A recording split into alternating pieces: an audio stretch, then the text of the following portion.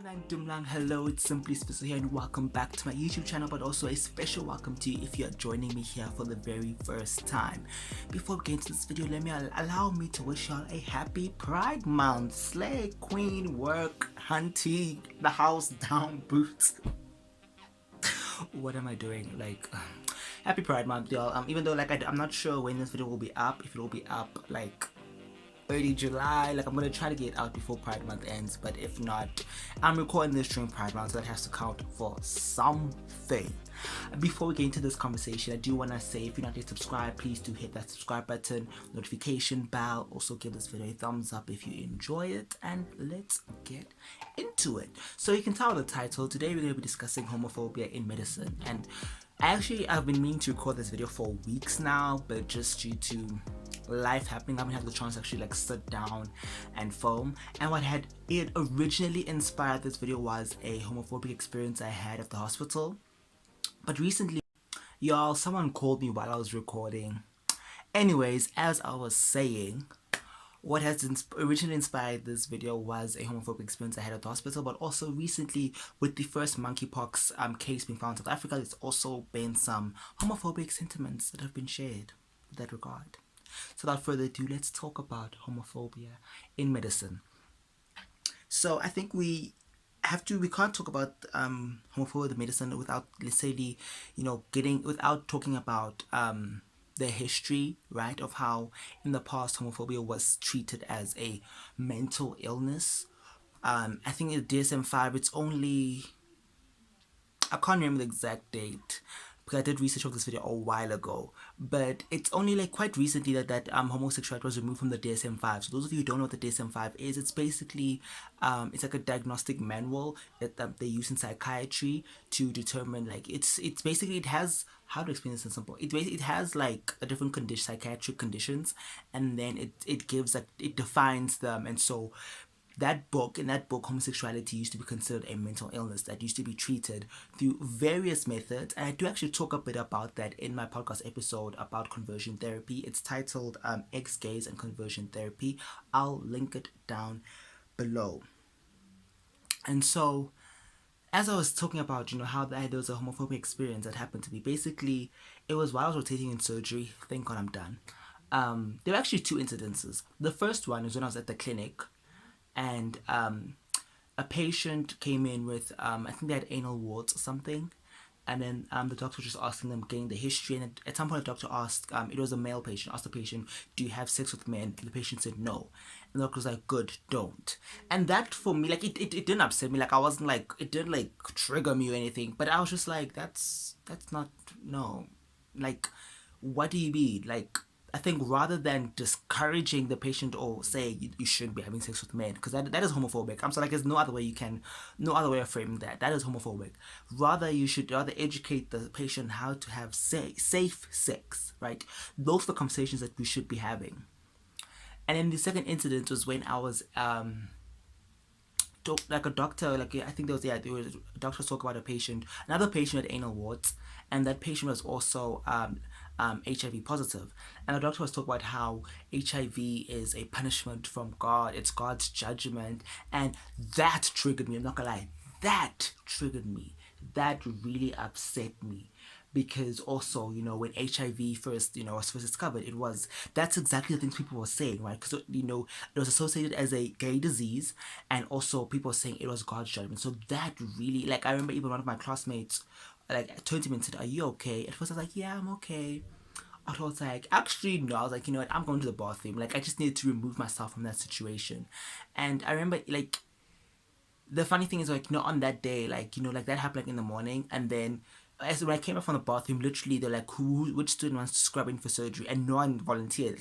Somehow I found myself scrubbing for surgery. So I had to literally just shake it off. I couldn't really process what had happened. And late in the afternoon, I was like, okay, but am I overreacting? Am I reaching? All these questions, that we tend to ask ourselves. And, it's kind of I also at the same time, but you can't blame me for being hypersensitive, with these things, because it also is a form of protection, right? You do sort of want to engage the room or environment. Is this a safe space? Or is this a space where I could possibly become the victim of violence. And in that case, I think like it was really just like my entire body just hearing those words. And he said a bunch of other things, but like I blanked out. Like I blacked out. Like I tried zoning out. I was just not okay. So I can't actually tell you word for word what he said. But that line really stuck to me. And then it makes me wonder, right now, if this doctor has this kind of view, right, these type of doctors, how will that impact how they treat patients, right? If a patient who is from the LGBTQ plus community comes into their office, how will they treat them? Will they, like I'm sure there are probably people who might not agree with the lifestyle, whatever the hell that means. But if a patient comes, to be professional, courteous. But then there might be others who will start spewing that homophobic mess, that queerphobic mess to their patients, and that's gonna obviously impact the healthcare. It's gonna deter patients from coming to seek healthcare, even if their issue, let's say, might not have anything to do with their sexuality or their gender. And I think I've spoken about this, how I'm also concerned about my classmates, because I saw my classmates who they just say some really ignorant things, like some of the stuff, like I feel like there's just something we can tell, this is just someone who just needs to learn, like they just need to read a book, someone should just educate them. And so I do wish that within the medical curriculum there was more that was done to teach, to train healthcare workers on LGBTQ plus issues and how to deal with LGBTQ plus patients, because another thing, like we always talk about how, you treat the patient as a whole, not just their disease, or not just, they're not just their illness, right? But you need to treat them holistically. But I feel like a lot of LGBTQ plus patients, they cannot bring their full selves into whether it be a consulting room or the hospital or casualty, whatever the case might be, because I know of a friend who they were getting an HIV test, and they mentioned to the person doing the test that, by the way, I'm gay and I have a boyfriend. But later on, when they do like the counseling, the person's like, yeah, so you and your girlfriend must use protection, and it's like, ma'am, are you choosing to ignore what I just said? Like, what's happening? What's happening?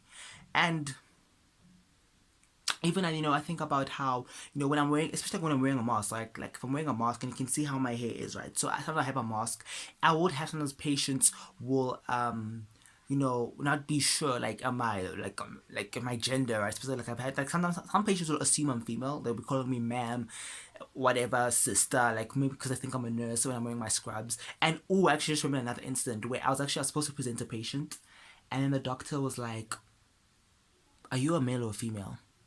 And that was a very uncomfortable, I was so uncomfortable, like in that moment I was like, um why are you asking? Like, it felt like a very inappropriate question, like the way the question was phrased was very inappropriate.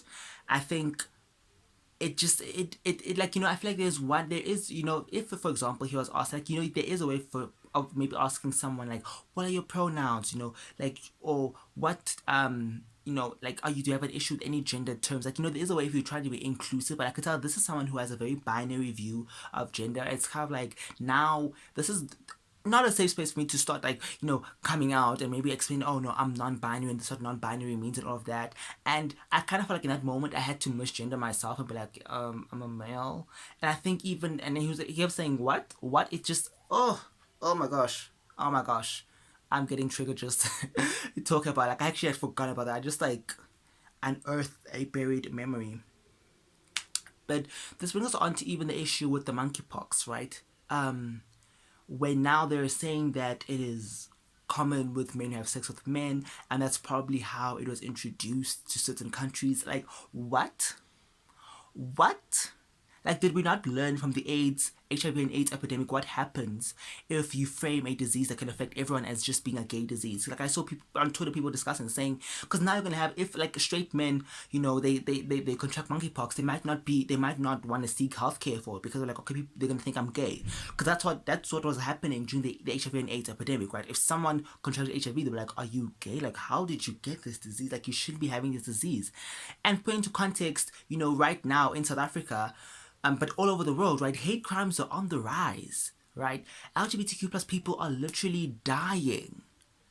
And the fact that medicine, healthcare, yes, I feel like there have been improvements in certain areas. For example, like, with homosexuality no longer be considered a mental illness. But we can still talk about how the language regarding gender dysphoria and just like, healthcare for transgender people is not that accessible.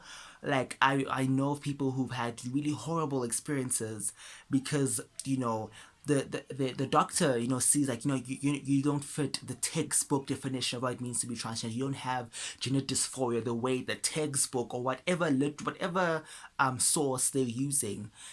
And it's kind of like, I think there's still so much that needs to be done, and it's upsetting me and the girls. Like, I don't know what to say. It's upsetting me and the girls, and I just wanted to come on here on my YouTube channel, on my platform, and talk about this because I feel like, there's a lot that can be done. But I know that, me myself as an individual, there's not much, there's only so much I can do. Like, I do think about my future prospects in medicine. Like, what do I want to do? Like, people often ask me, so what do you want to specialize in? People sometimes even say what fields they see me specializing in. And it's like, that is all like, great and fun. Like, maybe like, I'm currently rotating pediatrics and I'm actually really enjoying it. As I mentioned in my previous video, I really enjoy my time in internal medicine. And I do think, I do want to, work a bit in clinical medicine for a while, because I do also enjoy the interacting with patients day to day. But I also would like to, at some point, right, maybe work in public health and work on like legislation, like be able to be in a position where I can also implement like systemic changes. And I feel like that's like the what of what I want to do with my career in medicine, but I guess I'm still figuring out the how for now. But yeah, that pretty much sums up my thoughts on this topic. At least for now. At least for now, that's what I have to say. I could say so much, but there's actually so much more, but I feel like I want to keep this short and concise. So thank you so much for watching. Yeah, so I'm hoping that everyone who watched this learned something from it, and that we all, try to do our part, try to make a difference. Because like I said, me on my own, I can't like dismantle an entire system. But if we all together, like if we, like the people who work in healthcare, start pushing for these changes, and even the people who receive healthcare, right? And it's gonna take not only the LGBTQ plus community, but even we're gonna need the help of allies to come together and be like, we demand better because we deserve better. Like, at this point, like, we're not really asking for much, just asking for decency, respect. Like, we're humans after all. We're humans first. Like, whatever preconceived ideas you have is irrelevant. Like, respect me as a human being. On that note, I love you guys so much. Until the next one, bye.